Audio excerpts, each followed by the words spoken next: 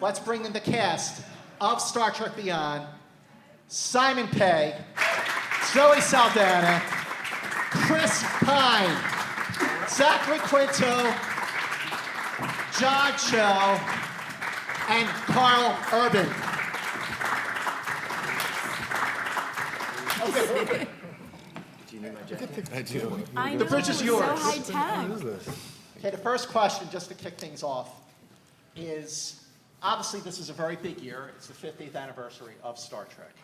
So for all of you, sort of the challenge to make a movie that A, is going to honor the 50th anniversary of Star Trek, B, be the next level in this trilogy of films, and C, also be just a great action movie for people who are not fans or have never even seen a Star Trek movie before. Let's start. Simon? Yeah, that was very important to us. Doug, Jung, and I going in, and Justin, we wanted to sort of try and create a hybrid of an episode of the original series with, you know, a spectacular cinematic event. These films, the Star Trek movies, have always been event films. With the TV series, you get time to spend with the characters. It's a longer game. With the film, you kind of have to hit it. It has to be very self-contained. It has to be memorable, and so that was the thing, was to try and make sure everybody that's been here for 50 years gets what they deserve in terms of a good Star Trek film. But the people who've never seen it before, who perhaps aren't as familiar with Star Trek, they don't know about Kirk fighting, whatever you said, Scott, you know, then they're welcome too. This is an inclusive universe in every way, not just fictionally, but factually. Thank you. Also, you know, you really shake things up in this one. You know, the dynamic, the Kirk-Spock dynamic has been explored twice before already, but now, definitely, going back to the old show, you have Spock and McCoy together a lot, and what is a good film like with great drama? So how was it for Zach and Karl to really spend a lot more time together and further explore that dynamic of these great characters? Yeah, for me, I feel like this is probably the most fun that I've had making a Star Trek film. I think what Simon and Doug were able to do was present probably the most well-defined, well-rounded version of the character, and it certainly gave me a lot of material to work with. And I had an amazing time working with Zach, and I have a huge amount of respect for him and his approach. And it was just great to have those two characters that are so diametrically opposed to each other be forced into a situation where they have to depend on each other to survive, and through the process come to a deeper understanding of who they both are. It was obviously a great opportunity to explore a lot of comedy, but then to also really kind of deepen the relationship between the two, and I think that by the end of it, they were able to go back to their respective corners with a bit of inside knowledge, and I think that it's, for long-term fans, a rewarding interaction. Zach? Well, I couldn't agree more, Scott. Karl took all the words right out of my mouth. Literally, I gave all those exact same answers. Karl and I had a great time working together. You know, in a movie franchise where we're used to spending so much time together, all of us really, on the bridge of the Enterprise and in many of our adventures, it was actually really nice to have so many days where it was only Karl and me together, and I think we got to know each other and appreciate each other already more than we already did, which was already a significant amount. And yeah, and I think from a character standpoint, I really echo the idea that these two characters historically in this franchise are come at things from entirely different perspectives and points of view. And I think there's nothing more fun for fans of the original show to see that dynamic unmitigated by Kirk, who usually manages to get between them. And I think in the same way, you know, Bones really saves Spock's life in this film, and I think there's a deep appreciation for that, obviously. And they end this film in a much better place as a duo than I would say they begin it. Well, another thing that sort of is a throwback to the original show is the dynamic between McCoy and Kirk. In the beginning of the film, Chris, you have that scene in the bar where you're contemplating what's it all mean? I mean, it was right out of a scene from the Corbomite Maneuver or Balance of Terror. So what was it like to just explore, now that you've been out in space, or the crew of the Enterprise? Come on, you got the right moderator. All right, you could be in the next film, Scott. Fine, you're in. Thank you. Jeez. That's what I was getting at. But to sort of explore, now that the Enterprise has been out in space for 966 days, almost 3 years. Did you get that reference? 966? I got it. Yeah. Yes. September 1966. That was very good. Did you deduce that on You your did own? not get Seriously? Yes, 966. I got that. You literally got 966 I wrote to it deduce that down. on your own. Zach, that's Do you Scott know who Mance you're you're talking talking to. to? I know, I'm He had a talking Star to Trek bar but mitzvah, it's come like the on. limits of my they just are always exceeded. Like when I think you can't get any nerdier. Well, no. But that moment when Spock is ailing, it was like that scene of Bread and Circuses, where McCoy says, "I know why you're not afraid of dying. You're more afraid of living." I mean, come on, I'm your guy here. You are. But back You'll always to be. Kirk and McCoy. Let's talk about Chris. Where is Kirk 3 years into this mission? I mean, he's not super excited about being a starship captain.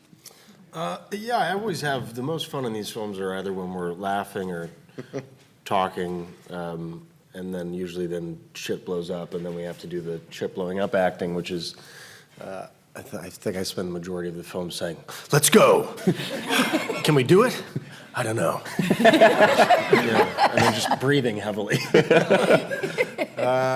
So that scene in particular was one of my favorites, and I talked a lot with Simon about how to nuance or what particularly was Kirk's trip in this whole thing, and once we landed on the idea of him growing out of or moving out of underneath his father's shadow, that made a lot of sense, and to do it with Karl was great fun, and we had all that fun stuff with the whiskey and the vodka moment, which, just like these just little itty-bitty things that make us giggle and have a good time that hopefully people appreciate. And as you said, it's all these little nuanced beats of the references and whatnot. So. That was improvised, by the way, when they were talking about, I thought he'd be a vodka guy. That all came out from those guys on the day, and that's the kind of superb actors we get to work with as writers. It's like, sometimes you just go with it, and they do, and they come up with the best lines.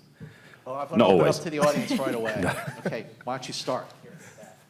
Yes, as a fan of Beastie Boys, thank you that Sabotage ultimately beat the aliens. I might be alone in this, but I want to ask Simon, in your discussion with Justin and Doug, your decision including this classical music, as Bones said.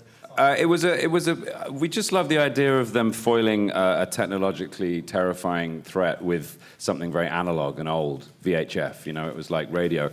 The initial idea was that they fired an old radio into the middle of the swarm. It took many shapes as we wrote it, but we realized that was, obviously there's no sound in space. We have to abide by physics some of the time. So it was just the idea that, we like the idea that Jayla had discovered this old ship that had an archive of music. She discovered rap music and liked it. She says she likes the beats and shouting. And we like the fact that in the end they use it to kind of, cause the swarm to have this big... And I like the fact that they all have the idea together about what it could do. And, Sabotage was a song we used in '09, and it's part of Kirk's childhood. All these things links back to his past and his dad. The motorbike, the song, it's all kind of him letting go of these things, and moving on as a man as well. So it's important for Kirk's character. But it's just a kick-ass song, I mean, if anything's going to blow up a swarm of spaceships, it's going to be the Beastie Boys. Come on. Scott Hoover. The film has such a lovely tribute to Leonard Nimoy. And I'm curious, was there initial expectation earlier on in the process that he would be part of the film before his passing? And how did you figure out how you wanted to pay homage to him? If Leonard was well enough to be a part of this film, I'm sure he would have been. And I know that there were early conversations with him about that possibility, which, true to his incredible self, he knew himself well enough to know that that wouldn't be possible at a certain point.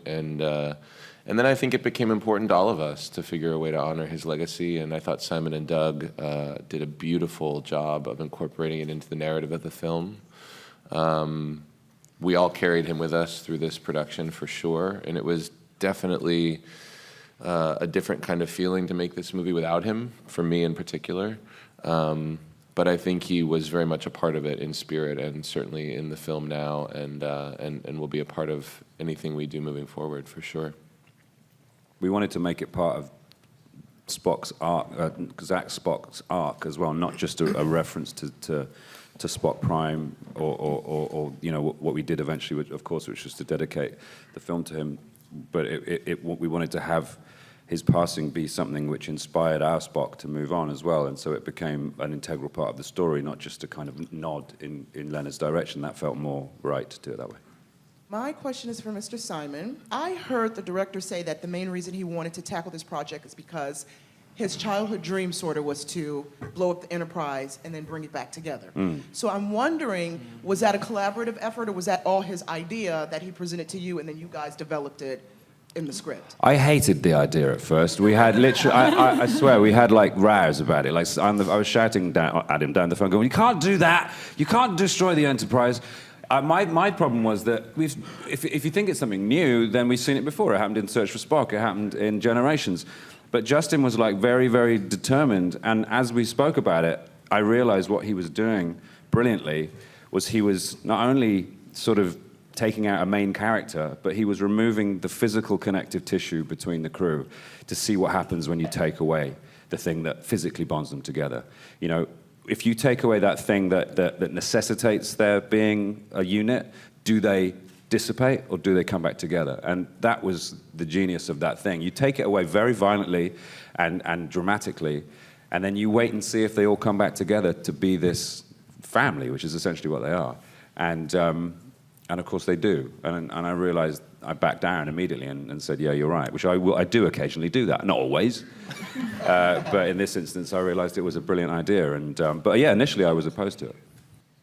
Zoe, can you talk a little bit about the evolution of your character and also her feelings for Spock in this movie? She's tired. I think she's homesick.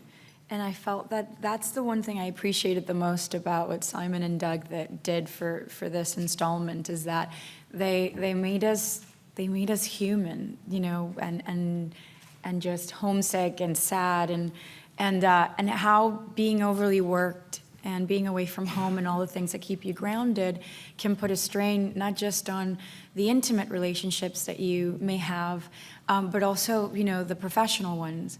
And I thought I would never see the day where I would see, like, I would walk into the Enterprise and we're kind of like not rolling our eyes at each other, but we're not that, you know, excited to see each other. And so I thought, okay, well, this is a great place to start, because I can only imagine where we're gonna end up. It's like, and we literally end up in the opposite direction. We're dying to be close to each other. We're dying to save each other and get back together. So I thought, okay, that's brilliant. And, you know, she's, I guess the relationship with Spock and Uhura felt so normal and human to me that it's sort of the consequences that may occur when you decide to love your coworker in a lovey-dovey way. And, you know, just sometimes the professionalism can get in the way of the spirituality, and I feel like that's what happened between both of them. And I do have a feeling it was probably like her decision to sort of go, listen, you have a lot of stuff that's about to start brewing and from your end, and I have to figure some stuff out, so it's probably just That was your decision? Come on, be a gentleman. Think what you need to. Yeah. I think it ends on a really hopeful note, don't you? Yeah, let's go with hope. But I mean, if he were to walk in with some other Vulcan girl, or shit would go down, you know. That Volkaya amulet would come right off.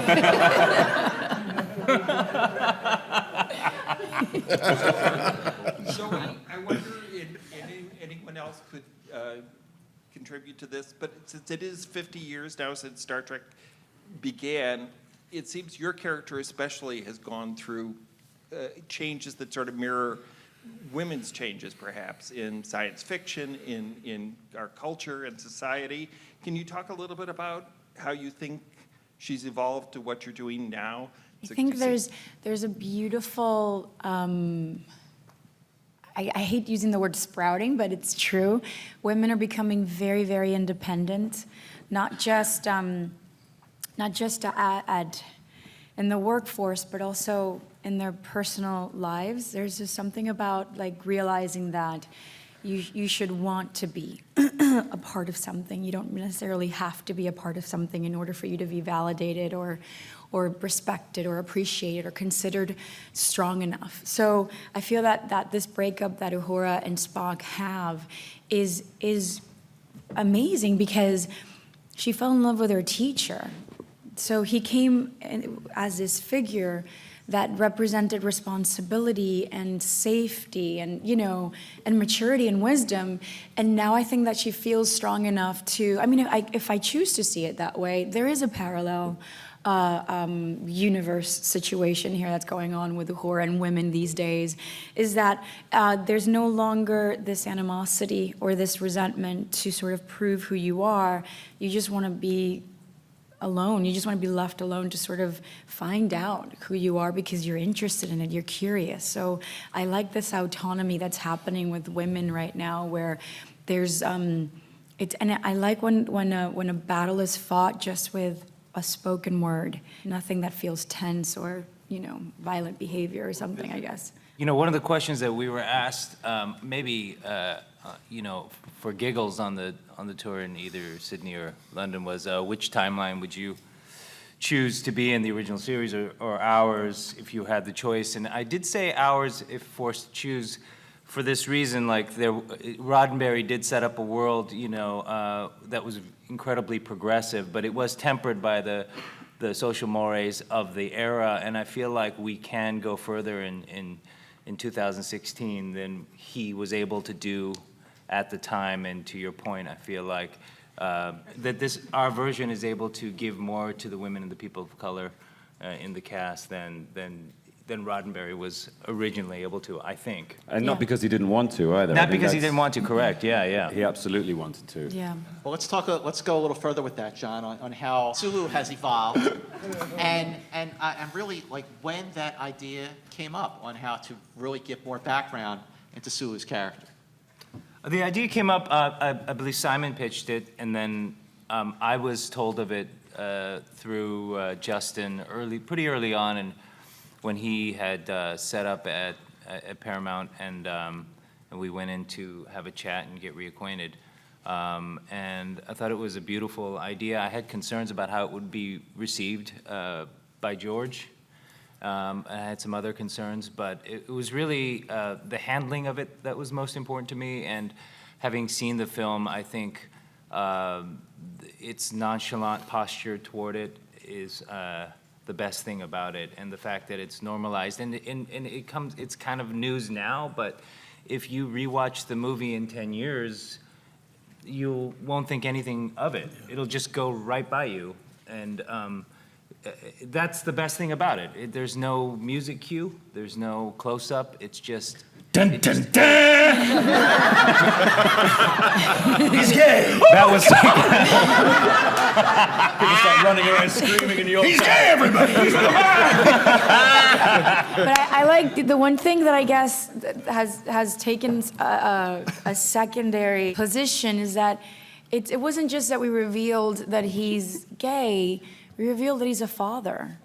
So none of our characters have families that we've ever talked about. So I actually feel quite puzzled that in 2016 we're having like a bit of a fit over who he fathered a baby with. The point is, I'm that happy he's a dad, He had somebody on Yorktown. What the point of that point in is the he's story- promiscuous. He was compromised. What we wanted to do was put somebody we care about in Yorktown. So when Yorktown was under threat, that Yeah. made the threat tangible. We knew that Sulu's family was there, so it wasn't just a bunch of faceless Federation people. There was somebody there that we cared about too, because we care about Sulu. And that was really the important thing. The nature of that relationship wasn't an issue. And by the way, the whole thing with George is, people like to make things into a spat. George and I email all the time. We have big, long, lovely discussions about it, and we're on great terms. It was never we were never shouting at each other or anything like that. It was just, and it's a great discussion to have. So I'm really happy with the way that it's been talked about and responded to, and I'm still a huge fan of GT, for sure. Right here. This film is a bit bittersweet with the loss of Anton. and Chris and John have spent quite a bit of screen time with him. What was this process working with him, and if anybody on the cast has heard from his family and their reaction to this film? First of all, it's devastating to lose a family member. And, you know, we're at a point where we should be celebrating not only this film, but this beautiful man, this talented man. And for all of us, it is almost incomprehensible to be at the point where we have to talk about him in the past. And the pain of his loss is still very raw. We went and spent time with Anton's family, and we know that they will be very, very proud of his contribution to the film, and this film will forever be probably the most special experience for all of us. For, you know, it represents a golden period where our family was together, fully together for the last time, and it really was, I think, as Simon said, the best summer of our adult lives. And we love him so much. We miss him terribly. You know, in the original series, in episodes like Who Mourns for Adonais, Gamesters of Triskelion, Inspector of the Gun, Kirk. This is a bit, right? What? This is a bit. This is actually a follow-up because Kirk was like a father figure to Chekhov. And in this movie, Chris, you got to spend a lot of time with Anton. So, like, what, in your opinion, just made him like a really special actor? He was just a good he was a good guy. He was a good guy. He was very sweet, beautifully, authentically Anton. There was not much of a censor on the boy. And I remember one of the first times I met him, like 9 years ago, or whatever. He was 17, and I invited him back to my trailer to play guitar because I knew he'd play guitar, and he played guitar really, really, really well. And he said, "I can't, man. I got to go back to my trailer." And I was like, "Okay, why?" And he was translating a wasn't like he was translating like an esoteric Russian novel into English, just because that's what he wanted to do. And 8, 9 years later, I talked to him, and he was still translating it, and he was still reading this book on physics that this French philosopher had written, and he still tried to get all of us to go to these like, he'd be in Vancouver and he wanted to see some German neo-expressionist film that none of us, and he would talk about it as if everyone has or should have seen it. Well, my husband was the only one that called him. He was like, "Hey, are we gonna go see this movie?" He's like, "Oh, I fell asleep." I ended up going that night. Did you? Yeah, I think. He was a great guy. He was just totally fearless, and I think you know, you try to grasp onto something that's a positive out of losing such a good guy, and I think it's just be fearless creatively. He was always working on stuff. He had music projects and photography projects. He was going to direct his first film this summer. He was just spectacularly interested in life in a great way. So, Who's got the next question? Yeah, this is for Simon. What would Tim from Spaced like and dislike about this movie? Well, this is, for those of you who don't know, I started out in a sitcom in the UK called Spaced, and it was about a nerdy guy. I don't know what I was talking about. It wasn't me at all. But there's a line in Spaced where Tim says, "As sure as eggs, as sure as day follows night, as sure as every odd-numbered Star Trek movie is shit." And I wrote that in 1998, I think. And then here we are in 2016, and I've written an odd-numbered Star Trek movie. And I'm happy to say that Tim is wrong. It's an incredible thing to look back on the circularity of that, you know, of having grown up a fan of Star Trek and science fiction, to be now participating in such an active way. I tried to just make the kind of Star Trek movie Tim Bisley would like. You know, that's what Doug and I did. And when I say Tim Bisley, I'm talking about the people that have been with Star Trek for a long time, you know, because Star Trek must have been doing something right because it's around for 50 years, and if it ain't broke, you know, don't fix it. So we wanted to embody the original show, instill it with what made the original show great, but also frame it in a big movie way, you know, which is a luxury they never had back in the day. That's why the series turned into such a great thing. Necessity was the mother of invention with that show. They had to make these wonderful little teleplays. They couldn't rely on special effects. Now we can do both. And it felt like, you know, I was always thinking, what would Tim Bisley think? Front row right here. The film felt like a throwback to the TV shows where they go on alien planets and fight. So what was it like for all of you being away from the con and in space and actually on a foreign land fighting enemies? I like being on the ship. It's It's easier. no, you don't understand. We were like in a quarry, and it was just dust everywhere, and helicopters flying really low, and I don't know. And I like being on the Enterprise. It's cleaner. The spirit of Modern, exploration. On the upside, it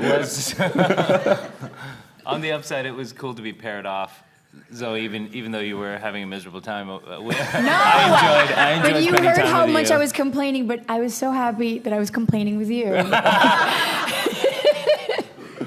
To get fractured off, typically you're, as characters relating on the bridge, everyone's relating to Kirk, and so there's less talking to one another, and so just getting that opportunity brought out some different colors and vibes, so it was good.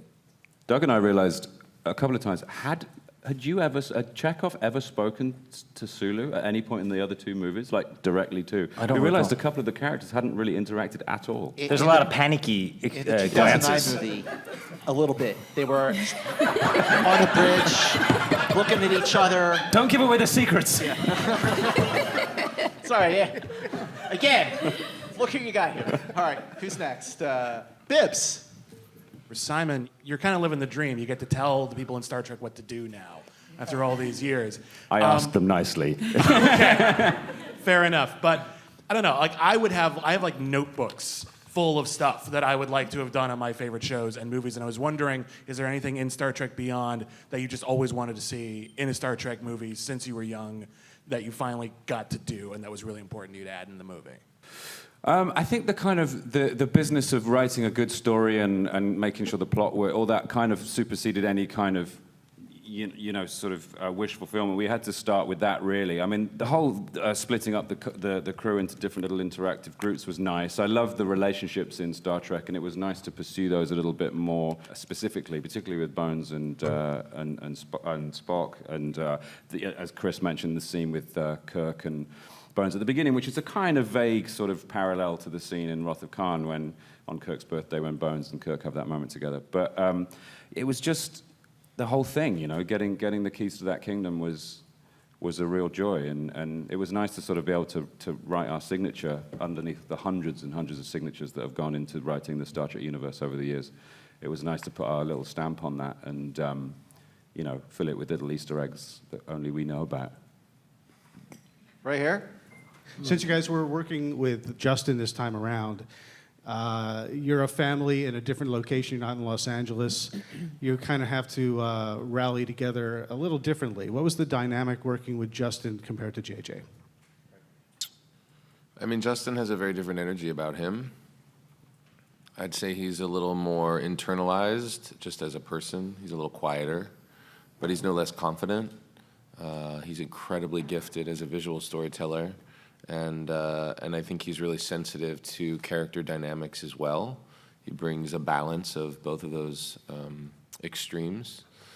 And he came in on an already moving train in a lot of ways, I mean, he didn't have a lot of time to prep for this film.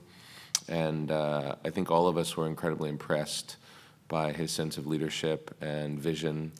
And I think also it was really great to have Simon in a position of creative influence on this film because he was a tremendous conduit for us early on before we kind of forged our own relationships with with Justin.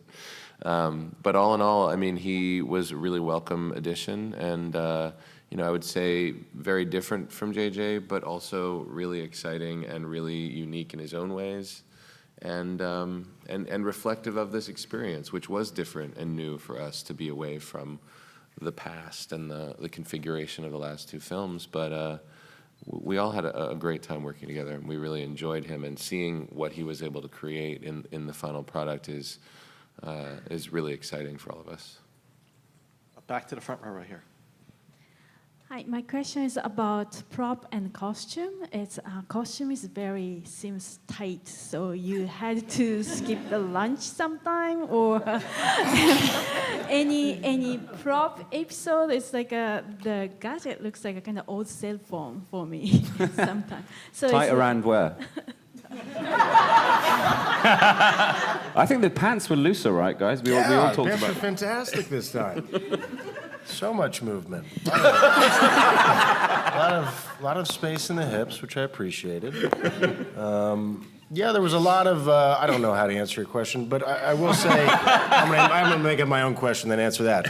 So, but there was a lot of, this is it's like the retro super future version of Star Trek. So it's looking way ahead into what Star Trek can become, and also having very specific nods to the past. And one of the very small things is like throughout the 3 iterations of the film so far, there have been a lot of discussions about colors of yellow, for instance, for Kirk's shirt and the cut of the shirt. And this one is a very, a specific nod to the original series. It's not the kind of bright, fantastic yellow of the first and the second. It's this kind of, lovely Kirkian mustard green. So, I ate a lot of lunch.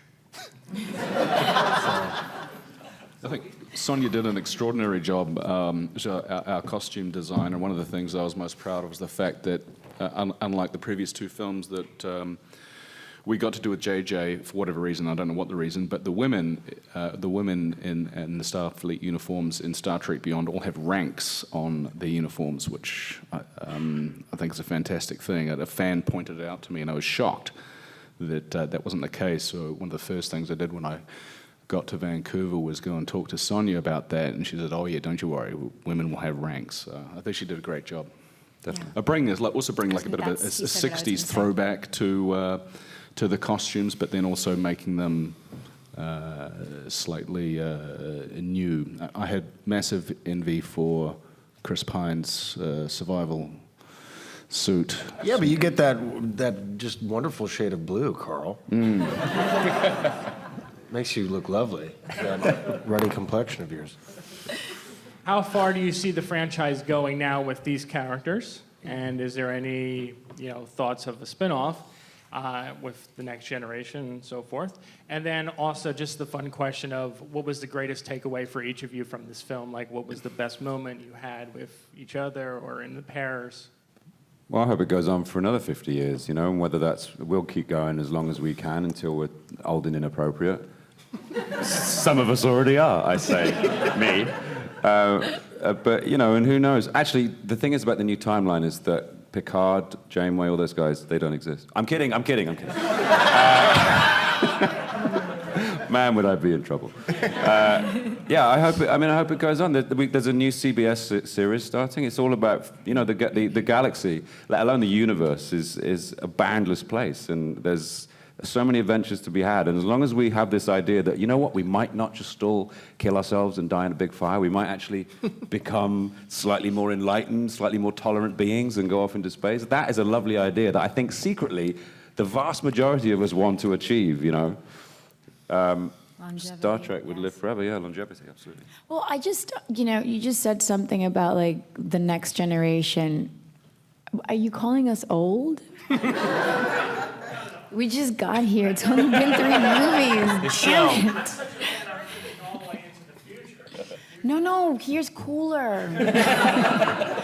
Let's be present. Stop wishing your life away. Hi, Mikey from the LA Japanese Daily News.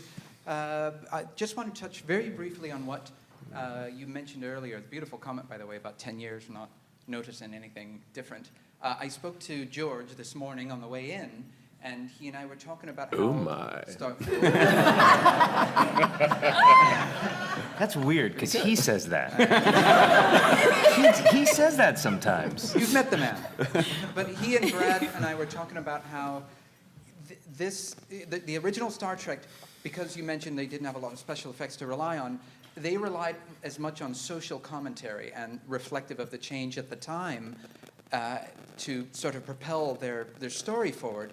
In this day and age, I guess the question is, what can the message be now? I mean, you know, in the Oscars so white realm of things, and I look at this cast, and what can the message for Star Trek be in 2016 to help propel it forward? Like you said, perhaps for another 50 years. Well, I mean, I think the message is the same as it was when it began. It's just that we have more room to explore and express it than they did at the time.